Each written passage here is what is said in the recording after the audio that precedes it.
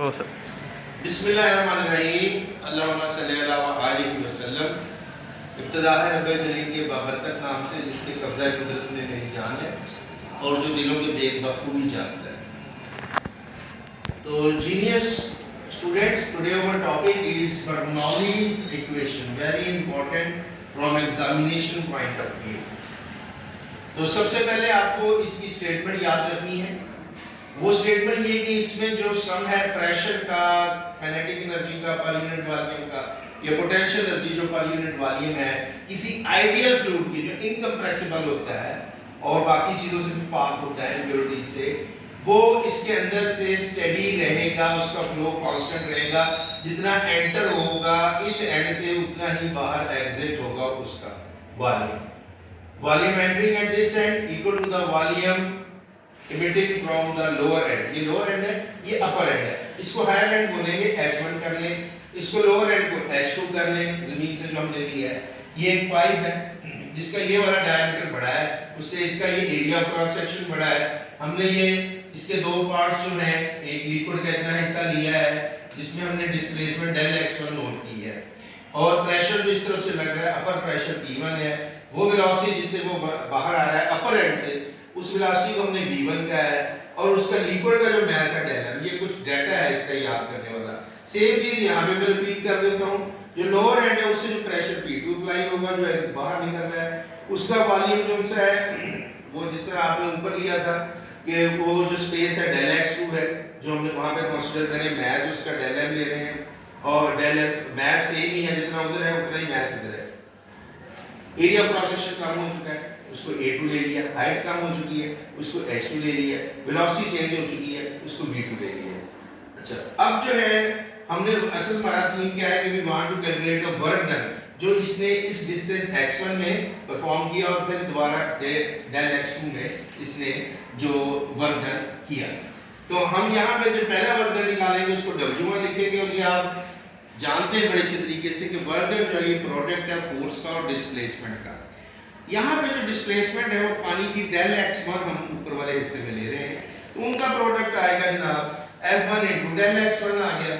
अच्छा, अब ये जो प्रेशर है उसका और फोर्स का रिलेशनशिप क्या है कि प्रेशर बराबर होता है फोर्स पर यूनिट एरिया और फोर्स होती है प्रेशर इनटू एरिया।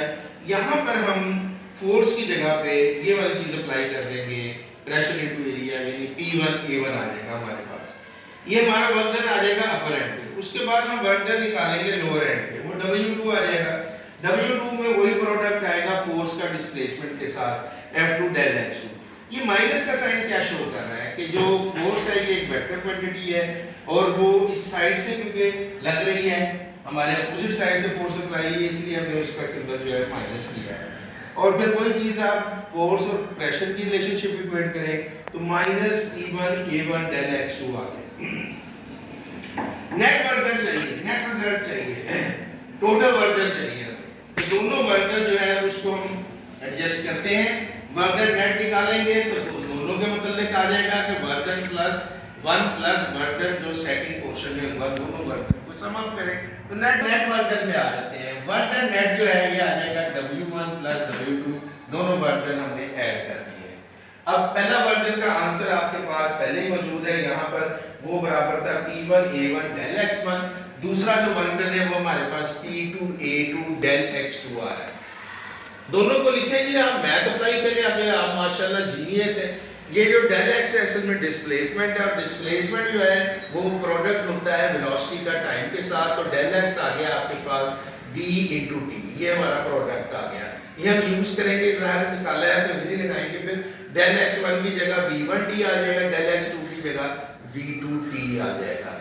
तो इक्वेशन बन गई वर्क डन बराबर P1 A1 v1t minus P2 A2 v2t। अब प्रेशर तो सेम है पानी का ऊपर और नीचे, तो P1 बराबर P2 बराबर P से ये सेम है दोनों किनारों पर। इक्वेशन ऑफ कंटिन्यूटी क्या थी वो आर्टिकल आप कर चुके हैं। इक्वेशन ऑफ कंटिन्यूटी क्या थी? इक्वेशन ऑफ कंटिन्यूटी थी A1 V1 बराबर A2 V2। इसको हमने इक्वेशन ऑफ कंटिन्यूटी कहा था।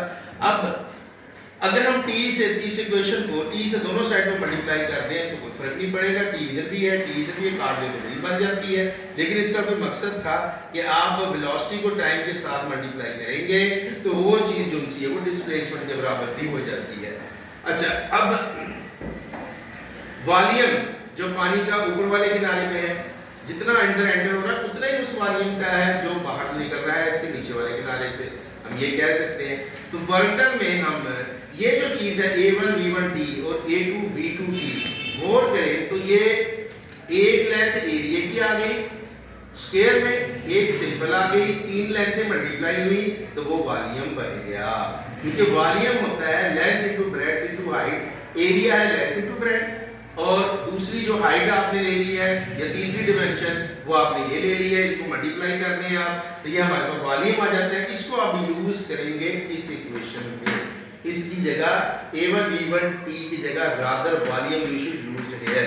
Therefore this equation will take the form like this: W is equal to T1V minus P2V. Now according to mathematics we should take some common factor here in the form of V. The final shape will be W is equal to T1 minus P2 into V. Now what's the relation between volume, density and mass?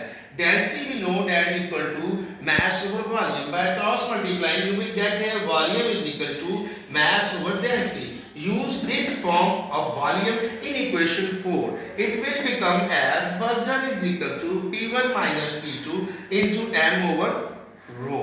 This will the first equation 5 will be the form of net work done. Now a part of this work done is used in changing kinetic energy and some part of it is used in changing potential energy. So therefore change in kinetic energy will be equal to 1 by 2 mv2 square minus 1 by 2 mv1 square. Whereas the change in potential energy is equal to mgh2 minus mgh1.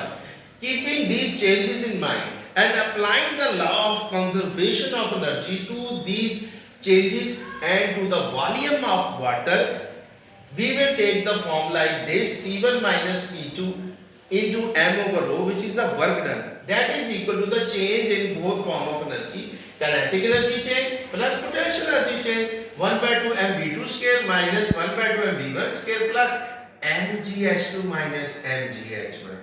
What will you do further according to mathematics? Mass is by taking mass common from this side and from this side it will cancel and final form will be P1 minus P2 over rho is equal to 1 by 2 rho V2 square minus 1 by 2 rho 1 by 2 V1 square plus GH2 minus GH1. Rho in the next step will be cross multiplied. When it will be cross multiplied you will get here P1 minus P2 1 by 2 rho V2 square minus 1 by 2 rho V1 square plus rho GH2 minus rho GH1. By shifting the terms their signs will be changed. Minus will be converted into positive.